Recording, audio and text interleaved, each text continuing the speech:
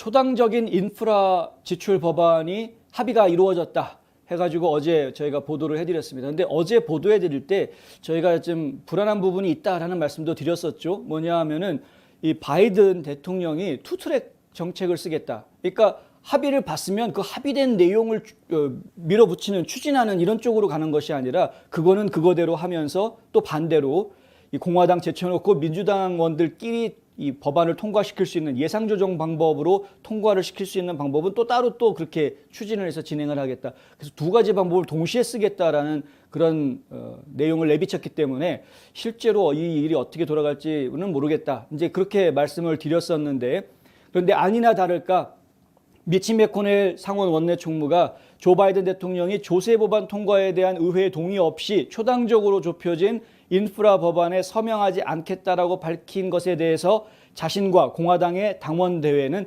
낙관론에서 비관론으로 바뀌었다라고 지금 말하는 이런 상황이 지금 벌어졌습니다.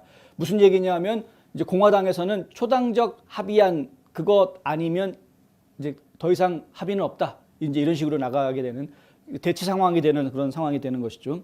이게 지금 상당히 심각합니다. 공화당에서 무려 11명의 상원의원들이 이 초당적 합의안이 성사가 될 수 있도록 나서서 참여를 했는데, 물론 그중에 상당수가 뭐 라이노 의원들이긴 합니다만은 어쨌든 간에 라이노 정도 딱지가 붙어 있어야 민주당하고 좀 대화가 되지 않겠습니까? 어쨌든 뭐 정치적인 대화, 타협 이런 것들이 이루어져야 되는 거는 뭐 당연히 있어야 되는 일이긴 하니까. 근데 11명의 공화당 상원들이 가가지고 타협을 해서 절충안을 만들어가지고 자 이제 발표를 했는데, 그건 이제 첫 번째 발표였고, 갑자기 그 잔디밭에서 첫 번째 발표할 때는 이제 의원들도 다 같이 나오고 바이든도 나와가지고 이제 우리가 타협안을 만들어냈다. 1조 2천억 달러 규모의 인프라 지출 법안을 만들 것이다. 뭐 이제 이렇게 발표가 났는데, 그리고 정식으로 백악관 홈페이지에도 그런 발표 내용이 나왔습니다.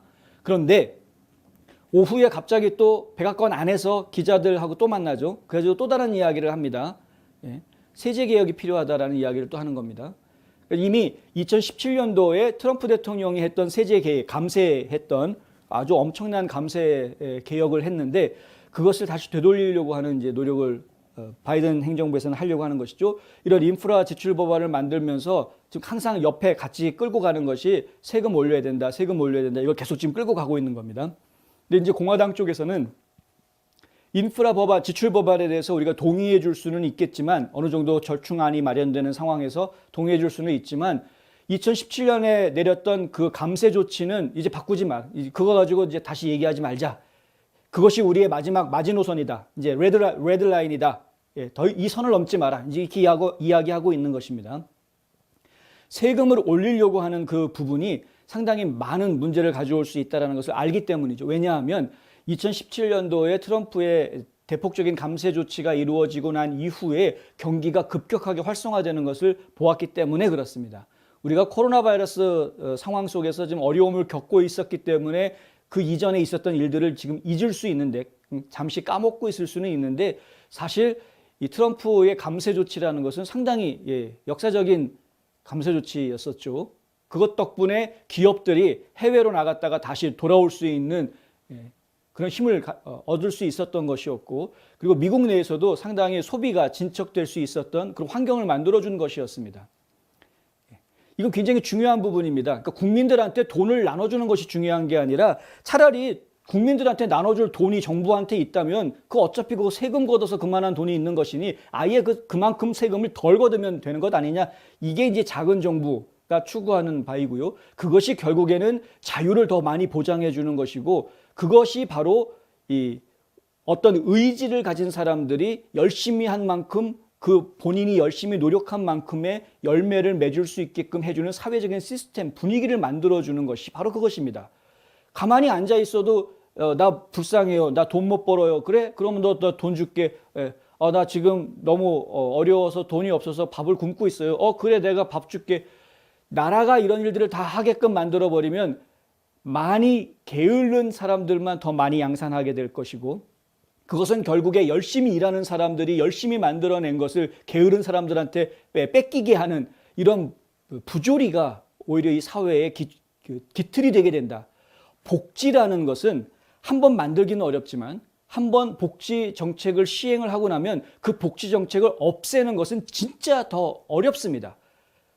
매달 10만 원씩 주다가 갑자기 안 주면 어떤 일이 생기겠습니까? 당연히 난리가 나죠. 복지라는 것은 그래서 이 복지 혜택을 만들 때 매우 신중하게 생각하고 만들어야 하는 것입니다. 무작정 주는 것 누가 싫어합니까? 주면 다 좋다고 봤지. 그러니까 주는 거 좋아하니까 다 주고 그리고 인기 누리고 표 많이 걷자. 당장 1, 2년 효과를 볼지는 모르겠지만 조금만 더 미래를 생각해 보면은 이 나라가 망치는, 이 나라를 망가지게 만드는 그런 정책인 것이죠. 차라리 세금을 덜 걷고 본인이 번 만큼 본인이 더 써라 라고 이야기해 주는 것이 오히려 더 바람직한 정책 아닙니까? 그래서 트럼프 행정부가 들어섰을 때 엄청난 감세 조치를 취했던 것이었는데 지금 그걸 다시 되돌리려고 하죠. 공화당은 지금 그걸 막으려고 합니다. 감세 조치가 일어나고 난 이후에 경제가 살아나는 것을 보았는데 이제 다시 또 세금을 올리게 되면 그럼 경기는 다 죽을 수밖에 없다. 다른 건 양보해도 이것은 양보할 수 없다. 증세 조치는 우리가 양보할 수 없다. 이것이 지금 공화당 쪽에서 하고 있는 이야기입니다.